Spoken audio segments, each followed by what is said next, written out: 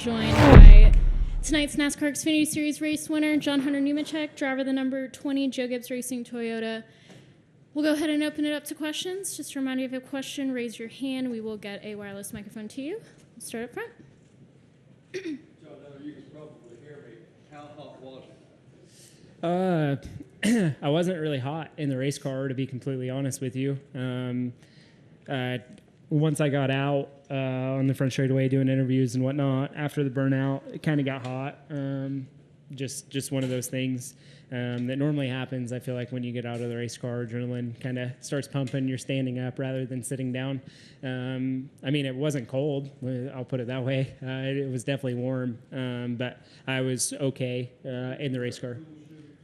I did today. It was okay. It's not the best one I've worn, but it functioned okay. Have you run a hotter race than this? Yes, Texas last year maybe. Texas last fall was definitely really hot as well.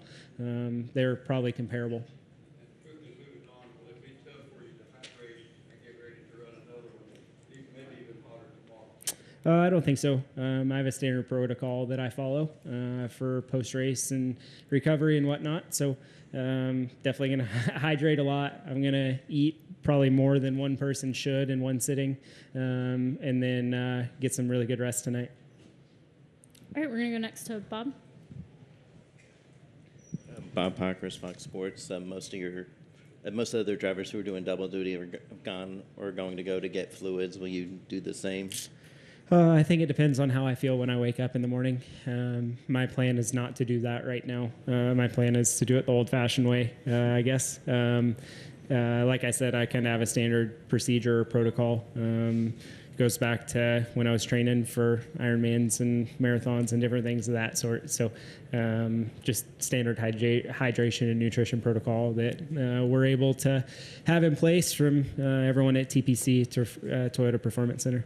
And was there any thought when you saw the forecast? I mean, I know sponsors are set and everything's set, but was there any concern about doing this race at all? No, I love it when it's hot, Bob. Separates the men from the boys. Exactly. Yeah. And then you're burned up. Yeah. No consideration whatsoever not to do it or anything of that sort. John Hunter, Mike Organ from the Tennessean. Your dad used to run at the fairgrounds.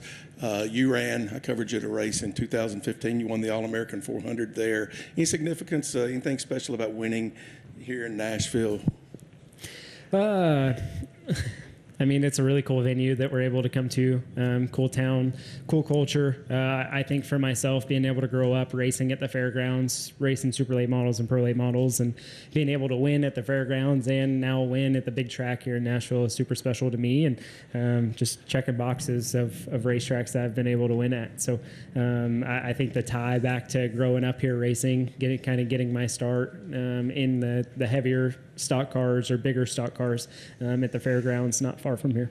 Can you speak to getting the Cup back here, Xfinity back here, how important that is? I think it's very important, to be completely honest with you. I think that this market, this venue is great for sure. Not only for us as drivers being able to come in, but being able to bring fans in. And I feel like the turnout is pretty well packed as well. I know racing growing up at the fairgrounds, there were sold out crowds many a times when we were there racing and the stands were packed. So being able to come to the same market for a NASCAR race and being able to put on a great show is huge. Go next to Jerry. Jared Jordan, King of the Tires.net. It's been hot since the beginning of time. So you come from a racing family.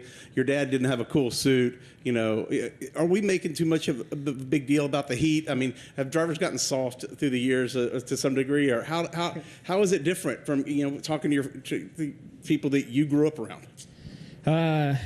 Well, this is the first year I've ever worn a cool suit, to be completely honest with you.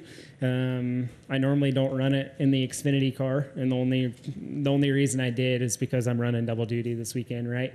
Normally I wouldn't run it, and I've never run it in the past until this year. So it's been a first for me. I've had a couple fail this year, and it's not fun when they fail. So I've been able to kind of pick and choose where I've run it. Some Cup races I've run it. Last week at Loudon I didn't run it. So it more or less just depends on weather for me. Our races are long. The cars are definitely hot. I don't know. You can compare cars from today's world to the old cars as far as airflow through the cockpit. There's not much airflow through the cockpit in the cars nowadays, and there are no ride height rules. So they're on the ground, so there's not a lot of airflow there. So I don't know if they're hotter than they used to be, right? I can't attest to that point if drivers have gotten soft. But the technology is there, right, to keep your body cooler, and if you can keep your body cooler and perform at a higher level, why wouldn't you do it, right?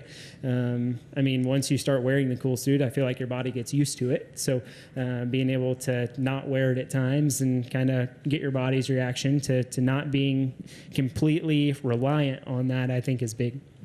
Are we making too much of a big deal out of it, the media? I mean, I don't know. It was what, 130, 140 in the race car today. I don't think just your average person could go sit in that and perform at a high heart rate. I mean, my heart rate right now sitting here is 135. So still. So I guarantee you if I pull up my average from the day, I'm going to be in the 160, 170 average for close to 3 hours. Okay, we'll go back to Bob. Bob Pockers, Fox Sports. How did the resin react the way you expected it today, or is there any difference to it than in the past? The first year we came here, was it resin or PJ1? Do you remember? Yeah, so the resin is way better, in my opinion. The track widened out, in my opinion. I feel like you were able to run the bottom, you were able to run the second lane, you were able to run the third lane, you were able to chase the gray with the right sides. Like, you're able to move around and make your car work. I felt like the resin was better. I feel like it came in quicker. I don't really think anyone had hesitation to move up or any of that sort compared to the old PJ1 where it was slick and kind of chattery tire-wise. I feel like the resin reacted great. I don't have any issues with what they've done here as far as putting resin down. Go to Steven. Steven Toronto, CBS Sports. John Hunter, looking ahead to the Cup race tomorrow. Last week, New Hampshire, you got a top 10 finish for the first time since Bristol.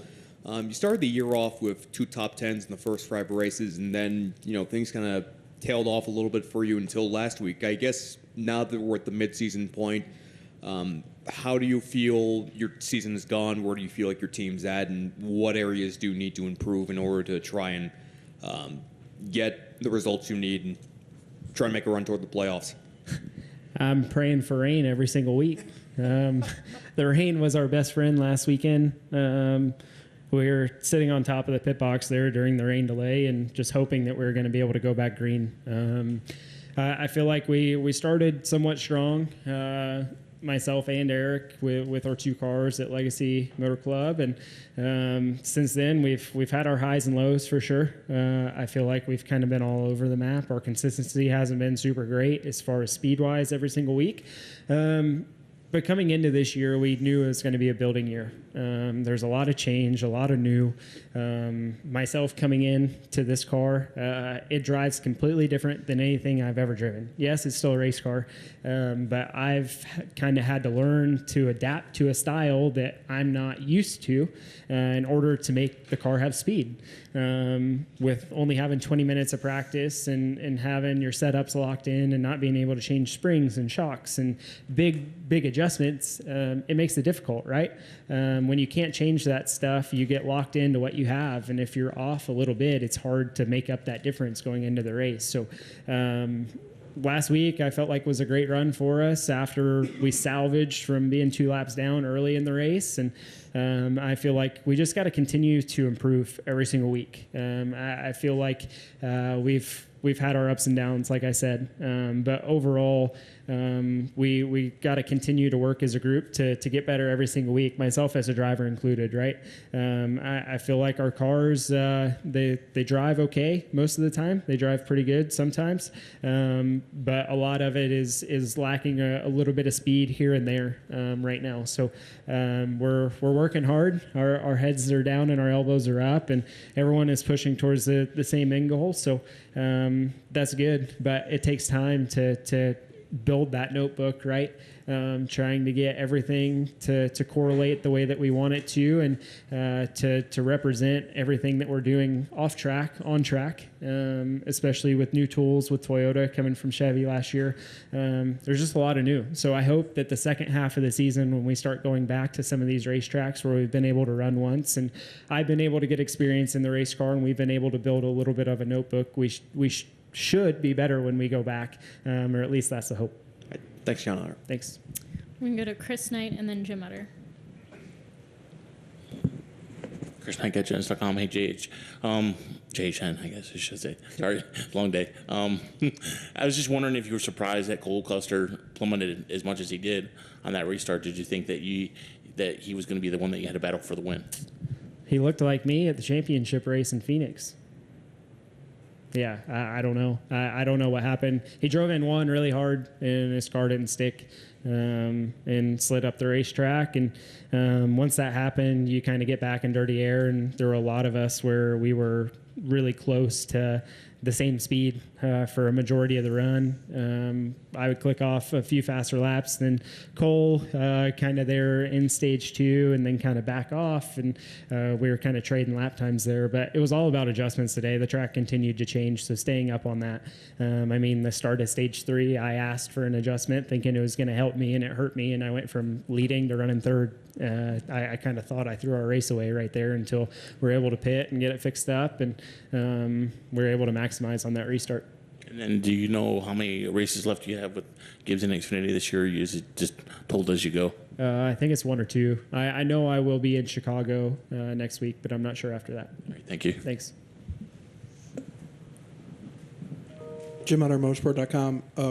Following up on the following question, how do days like today and running the Xfinity car for Joe Gibbs Racing kind of help you get through a difficult season like you have in Cup?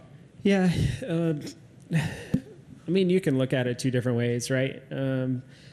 Being able to still run in the Xfinity car on Saturdays and being with this 20 group and being able to have speed and show up for wins and contend for wins, I feel like it keeps your mindset right. It keeps you in the ball game. It keeps your confidence up. But I will say in the Cup deal, it's definitely different, right? If you're running 15th to 25th, let's say, it's a completely different race than when you're racing the top 5. So for me, being able to run double duty and with us not having the cars that we want right now at Legacy MC to contend for wins week in, week out, I'm gaining a lot of experience of trying to manage my race better from racing 15th to 25th every week, but being able to run on Saturdays and still being able to show up and lead laps and race and restart up front, it teaches you a lot. So it just keeps your mind thinking in a different direction as well. So it's just continuing to build that notebook. But I would be lying to you if I didn't tell you that it's a confidence booster for sure. Anytime you can come out and win races and run up front and lead laps, it keeps your head in the right place of, hey, I can still do this. If your year isn't going like you want it to. But the learning is sort of also being able to do things that you're not able to do because of your car. Yes, for sure. I think if you're able to restart up front in a Cup race, obviously it's going to be different than restarting up front in an Xfinity race. But you're still getting reps at restarting up front and choosing lines further up and being able to go and battle for the lead and see what guys do differently. Whereas when you're in a pack, it's harder to do that. You're in dirty air, right? So I guess I'm getting the best of both worlds each weekend of being able to learn from first to wherever it may be position-wise.